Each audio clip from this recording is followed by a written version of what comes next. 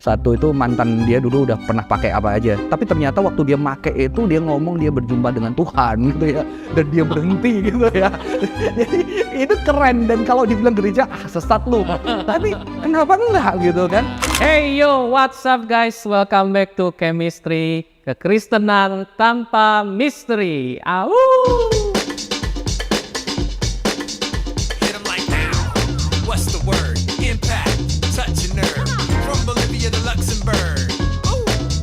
Hit 'em like impact. Oke guys, hari ini gue lagi ada di 101 Juice Fluid. Perkenalkan, nama gue Martin Wijaya. Hari ini kita kedatangan tamu yang spesial banget dan bakal ngobrolin hal yang seru-seru banget, yaitu Pastor Johan Nugroho dari Sing GKY Puri. Yeay, kita kasih tepuk tangan dulu buat Pastor Johan.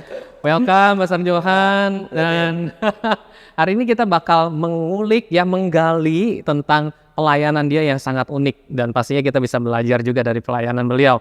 But before we start, saya pengen teman-teman yang belum subscribe ke channelnya Chemistry, jangan lupa subscribe dulu, tekan tombol subscribe supaya kalian gak ketinggalan updates dari video-video kita yang terbaru nantinya. Oke, nah before we start silakan diminum dulu Pastor. Nah thank you buat Menarik sekali ya 101 Juice, wow. Wis, begini begitu ya. Ya. Keren. Udah siap ngomong nih. Enak banget guys, segar banget.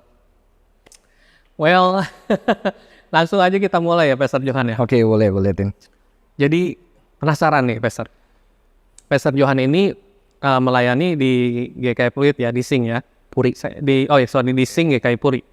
Nah itu tuh pelayanan fokusnya seperti apa tuh Pastor? Saya sebetulnya di GKI di Sing ini part time, jadi nggak full time pastor. Jadi saya dulu dipercaya membina satu komisi pemuda, cuma di dalam perkembangan jadi komisi ini akhirnya karena background saya karismatik ya, saya aktif dulu di kelompok kecil, akhirnya saya memang memulai kelompok kecil di sana, dan kita sekarang sudah dijadikan kebaktian umum, jadi bukan pemuda lagi gitu. Oke. Itu sih Tim. Nah jadi selain di GKY Puri ini katanya saya panggilnya Ko Johan aja. Iya, Johan aja. Tim. Ko Johan punya pelayanan yang lain ya, namanya Face It ya. Iya. Coba bisa diceritain sedikit. Jadi sebetulnya selain GKY Puri itu saya punya beban buat teman-teman yang di luar gereja, karena saya memang bertumbuh di luar gereja gitu ya. Oke. Walaupun rumahnya dekat dari gereja, tapi di situ namanya festive. Sering salah sih, fetis. Fetis, wah itu mana-mana. Iya, apa kata teman saya fetis? Enggak. Festive itu artinya jejak. Ya, jadi sebetulnya pelayanan ini dari pelayanan lama, dulu pernah bikin nama mentor gue namanya The Iconoclast. Jadi dulu isinya orang-orang yang kecewa sama gereja kumpul ya. Ya, ngomongin gereja, ngomongin katanya Iconoclast itu kan menghancurkan berhala doktrin, pandangan yang ngerasa dirinya paling benar dulu Iconoclast. Akhirnya Iconoclast itu jadi gereja remnant. Oke. Remnant ya. Dan remnant itu kan artinya sisa. Nah, ternyata bahasa Inggris sisa itu jejak gitu ya. Jejak, trace, sisa itu juga bisa vestige. Dan vestige ini sebuah komunitas yang justru sekarang saya rintis. Saya udah nggak di remnant lagi. Iya. Dan itu tetap jadi gereja. Ternyata ada sesuatu yang hilang. Vestige itu satu komunitas tempat siapapun boleh join. Nggak harus Kristen, nggak harus teis, jadi mau agnostik, teis, Kristen, nggak Kristen banget juga boleh.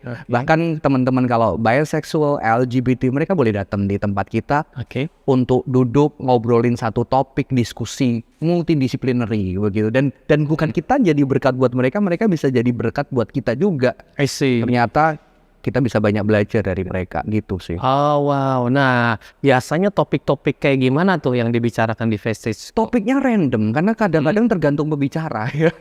Karena kita nggak ada persembahan buat pembicara gitu kan. Jadi ini bukan ibadah. Bukan ibadah. Ya. Jadi dulu pernah ada doa, sekarang doa diadakan ya. Nggak ada doa, nggak ada nyanyi, nggak ada baca firman. Sama sekali tidak. Nggak ada. Ya nggak ada liturgi ya. Dan cuma duduk ngomongin satu topik. Habis itu bebas setiap orang diskusi dari perspektifnya. ya. Oke. Dan topiknya itu random banget lah ya. Kadang-kadang saya lagi baca apa, ayo kita ngomongin ini.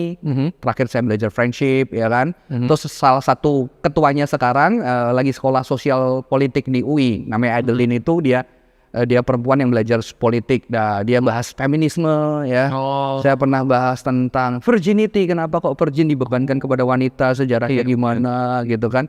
Nah, nanti next pertemuan kita bahas cult gara-gara nonton In the Name of God ya. Gimana cult, ya cult itu kenapa orang bisa cult. Jadi kita ngomongin bebas dan setiap orang boleh datang dan berdiskusi sih sebetulnya. I see. Tapi justru itu juga salah satu daya tariknya ya. Itu Iya. cenderung membahas sebuah topik yang memang kayaknya tabu nih kalau di gereja gitu ya. Iya, nggak selalu tabu tapi ada yang tabu. Ada yang tabu. Mungkin topiknya enggak, tapi dibahasnya selalu tabu gitu ya.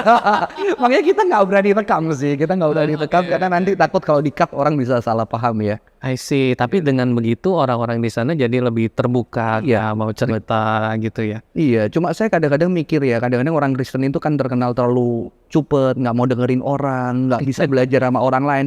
Di situ itu justru kita bisa hadirin ternyata lu jadi Kristen, kan ada yang Kristen ya. Sekarang sih masih mayoritas Kristen, tapi kita open untuk siapa aja. Itu nggak harus seperti itu gitu loh, nggak harus tertutup, bahkan lu bisa belajar dari yang lain. Bahkan Yes. lu harus dengerin kritik orang lain gitu loh. Benar. Itu Jadi sih. perspektifnya lebih luas. Betul, lebih luas. I see. Nah, jadi ini orang-orang yang bergabung di dalamnya ini kalau secara persentase apakah memang masih lebih banyak Kristen atau justru yang non-Kristennya lebih banyak atau gimana? Ada beberapa yang awalnya unchurched itu Diancam. dia Kristen tapi dia nggak mau gereja karena kecewa sama gereja. Ada yang jujur ya, ada yang memang ada struggle dengan psychological dan kritis terhadap kepercayaan kekristenan orang tuanya, ya kan. Jadi memang beragam banget. Ada yang satu itu mantan dia dulu udah pernah pakai apa aja, gue tahu ya, pakai semua. Tapi ternyata waktu dia pakai itu dia ngomong dia berjumpa dengan Tuhan gitu ya, dan dia berhenti gitu ya. Jadi itu keren, dan kalau dibilang gereja sesat lu, tapi kenapa enggak gitu kan? Gitu loh. Iya, jadi dari di situ saya justru juga belajar gitu. Ini siapa aja gitu. Dulu pernah ada satu anak yang juga struggle sama sexuality, dia Oke. bisexual gitu kan, dan dia mempertanyakan emangnya nggak bisa cinta cowok sama cowok. Jadi topiknya random banget sih, yang datang juga random banget dan nggak ada ikatan, Tin. Jadi lu mau datang terserah, nggak mau datang terserah. Kalau masuk grup komitmen. enggak, kamu masuk grup mau keluar nggak usah pakai pamit, keluar aja, mau masuk aja, mau ikut aja. Jadi nggak ada komitmen I yang see. gimana. Tapi kira-kira ya kok dengan begitu apakah goal akhir dari Vestige itu tujuannya sebenarnya apa kok jadinya? Satu, saya sendiri refresh ya. Pertama adalah saya gila kalau lama di gereja. Saya butuh tempat supaya saya nggak gila kan. Saya baca aneh-aneh, kalau gue ngomongin di gereja nggak siap kan kadang-kadang. Teori-teori saya yang kadang-kadang mempertanyakan tertentu kan, kita punya perjalanan itu ya. Di situ ketika saya habis fest itu saya bahagia banget. Kayak ada ruang terapi buat saya pribadi, dan ternyata memang kan juga banyak orang-orang yang seperti itu. Oke. Ya. Yang ternyata kadang-kadang teman-teman di gereja bisa join karena dia capek kadang-kadang denger yang lurus-lurus terus gitu kan. Dia perlu denger yang sedikit miring, perspektif lain, dan dia bisa mencoba. Dia tetap ke gereja tapi dia bisa datang kadang Vestige gitu kan. Jadi sebetulnya tujuan saya itu cuma sederhana ya. Saya ngomong sama teman-teman, kita nggak ngeristenin orang. Karena kalau sebagai orang Kristen, foundernya memang Kristen. Saya dibantu istri juga ya. Kita nggak disuruh ngeristenin orang, kita suruh sayang sama orang. Jadi kalau mau datang di Vestige sampai mati ateis, it's okay.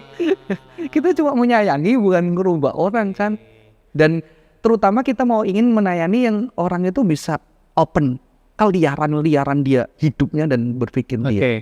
Selama itu juga kita harus hati-hati ya, kalau membahayakan orang lain kita ingetin lah. Oke. Jadi ini jadi sebuah wadah komunitas yang people bisa benar-benar come as you are gitu ya, dan tanpa embel-embel apapun lu bisa cerita apapun, pergumulan apapun, tanpa khawatir apapun ya, dijudge dan segala macam, bisa terbuka. Dan di sini nggak ada ekspektasi pokoknya lu nanti harus gimana gitu ya. Jadi pokoknya di sini justru kamu bisa menemukan diterima gitu ya, dan disupport juga satu sama lain gitu ya. Tapi memang ini ya, Tin, bukan ke arah kedekatan seperti itu, tapi memang karena liar berpikirnya, rasa punya teman. Tapi kita nggak ada sesi, ayo sharing masalah kita masing-masing. No, nggak ada. Oke. Karena kita kan satu topik tuh. Karena kadang-kadang kan inhospitable juga ya, suruh sharing di depan orang bocor gimana. Jadi nanti sharingnya itu biasanya sama saya, siapa. Jadi lebih kan personal ya. udah personal sendiri. Jadi nggak ada acara khusus. Acara khusus kan karena nggak ada yang sharing. Jadi kita cuma event. Setelah itu, toto ya pulang nggak pada pulang, ada yang rokokan di depan, sharing. Berbelok-sepeda yang duduk ngobrol. Jadi benar-benar nggak secara khusus diterima. Ayo kita diterima ceritain masalahmu nggak. Bahkan ketika kamu nggak mau cerita di masalahmu kan itu juga penerimaan. Ketika kamu duduk kamu menceritakan keliaran pikiran, kegilaan-kegilaan. Oke, karena kadang kegilaan-kegilaan seperti itu nggak bisa dibahas di dalam gereja gitu ya. Iya. Poinnya di situ ya kok ya. Iya. Nah, sekarang gimana kalau kegilaannya ngomongin, gue udah pengen mati. Kalau ngomong di gereja, oh tubuhmu adalah bait Tuhan, kamu harus taat segala macam, nggak boleh itu berdosa. Ayat-ayatnya malah justru dipakai untuk Iya. ngejudge. Karena yang ngomong nggak pernah pengen mati gitu kan. Dan bisa kalau seorang anak bilang gila, gue pengen mati, gue nggak jadi mati gara-gara apa? Gara-gara gue tahu kalau gue meninggal orang tua gue sedih, bisa nyalahkan diri. Gila kok, gue nggak mati aja, gue pengen menjaga mati karena supaya orang nggak sengsara. Sengsaranya hidup gue. Itu kan pikiran yang liar yang kalau kita ngomongin di gereja bisa. Yes, that's why kayaknya yang komunitas seperti ini memang nggak bisa dilakukan oleh gereja kemudian ya. Kalaupun dilakukan personal ya. Dia personal, pelayanan personal.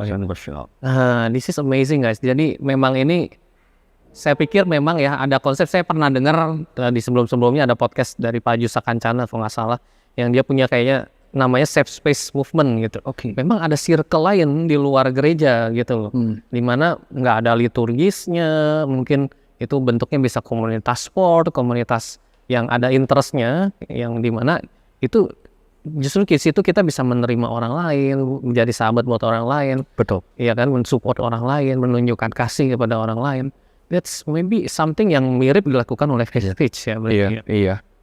Oh, it's amazing. Kira-kira sekarang ada sekitar berapa orang kalau di dalam? Nggak jelas. Yang jelas juga ya. Karena yang datang juga kadang-kadang random banget, gitu kan. Kadang-kadang suka topiknya datang. Tapi ada beberapa yang rutin. Pernah kita 28, pernah ketika kita online tahu-tahu bisa datang 60. Jadi bener-bener karena itu nggak penting sih. Oke, jadi bukan Iya. Bukan nambah. Cuma kita jadi sedih nih kan sejak onsite. Kemarin online banyak terus.